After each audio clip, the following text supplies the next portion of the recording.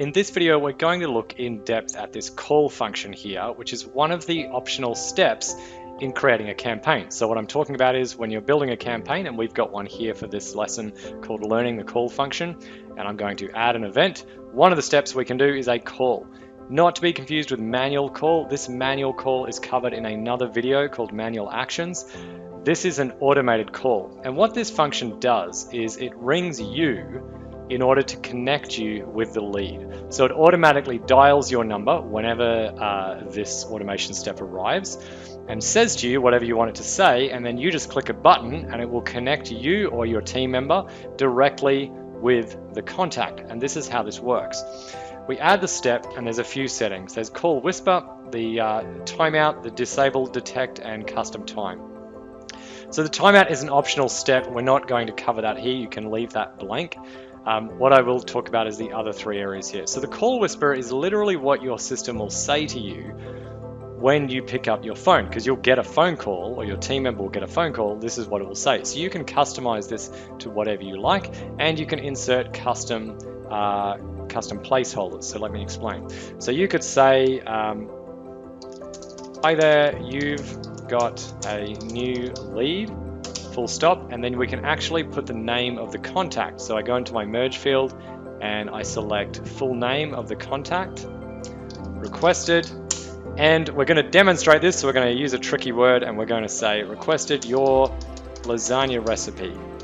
Because back in the day, many years ago when I was a teenager, I remember when first text to voice came out, we would always try to test words that would really trip up the computer, and we're going to test out this word in this one, your lasagna recipe. And then we're going to say, click any, or tap, I suppose now because we're on touch phones, tap any button to connect. Okay, that's what it's going to say. Hi there, you've got a new lead. It'll say the name of the lead so you know who you're calling. Requested your lasagna recipe. We'll see how it comes out with that. Tap any button to connect. Now, the disable voicemail detect setting, basically what this is that your automation platform here has the capability to detect whether or not a real person answers the phone, right? And the way this was built is that if it's not a real person and it's a voice message or something like that, it just will drop out and it won't connect for you. So you'll only ever get through to people who are actually there on the phone. There's a couple of issues with this. One is there is a slight delay as the computer tries to figure out whether or not it's a real person. So it's great that it can do it, but it does take a second or two, which can cause an awkward silence. But second of all, sometimes you want to connect anyway. You might want to leave a voicemail or whatever it says, a voice to text. So you do have the option to turn that off. So if you put this green toggle across, it will connect regardless, and also you will eliminate any sort of delay on connecting with the lead. And then custom time is just like any other campaign step where you can set it to only run at a certain time. So for example, if someone was to arrive at this step in the campaign and it's 2 o'clock in the morning on Sunday and you don't want a phone call, this is what you do here. You just set the condition. So you would just say when, and you just say, look, I only want to answer these calls on certain days. Let's say we're going to wait. I'm just going to say Monday, Tuesday, Wednesday, and Friday. We'll leave it running and we'll say, I just want these to occur between 9 a.m. and let's go 11 a.m. Right, so as long as it's within this window, so if it comes in the afternoon, it's going to wait until the next morning. But if it comes in at like 9:15, it will just happen straight away. Okay, and then I can hit save there. So what this step will do is when someone comes to this step, it'll literally dial your phone. This will ring the number that you've got set as your forwarding number in your settings, right? Or if you have numbers set for different users, it will send it there. What am I talking about? This area here in your settings under your phone numbers. So if you have multiple numbers set to different agents, it'll be the one assigned to that user. So in this case, we just have the one. So whatever this forwarding number is, that's where it's going to go. So let's go back to our campaign now.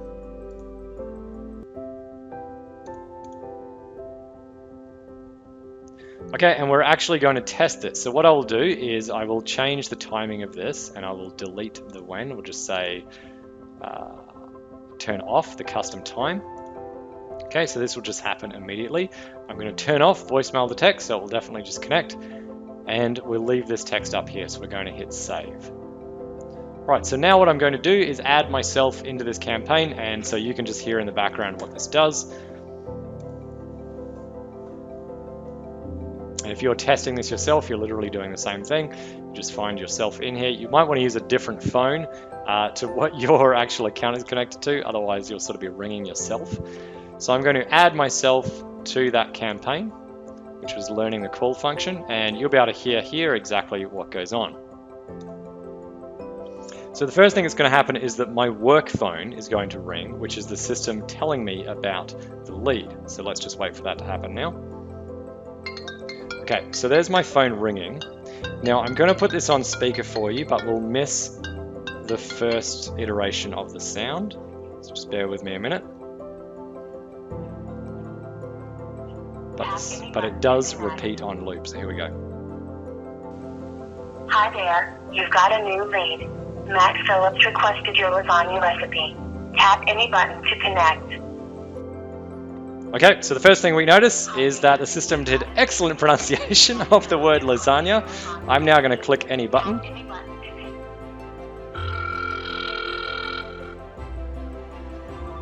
And now you can hear my other phone ringing. Okay, so I won't connect because that'll cause all sorts of horrible audio feedback because we're all in the same room. But you get the idea, and you can see there's the outbound call there on the call register, but I didn't actually answer the phone, so it's marked in as red. So that is how you use the call function and exactly what it does.